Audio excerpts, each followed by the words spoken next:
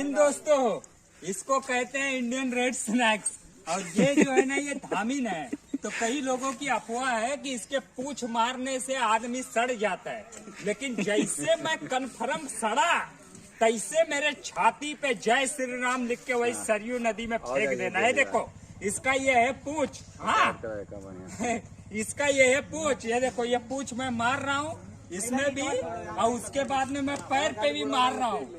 लेकिन ये नॉन वेनिमस है, लोगों का वहम है, कोई कुछ भी कहता है। मेरे अपोजिट जस्ट निकला था, अभी पकड़ के इसको मैं जा रहा हूँ रेस्क्यू करने, ये अपना रिलीज करने, सॉरी नीचे। जय हिंद। ये देखो ये कम से कम 7-8 फुट का सांप है, हाँ।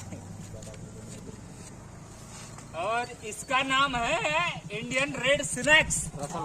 हाँ? नहीं वो बात नहीं, थोड़ा हिप-हॉप भी मारना। अब चलो छोड़ दो। जय हिंद। बस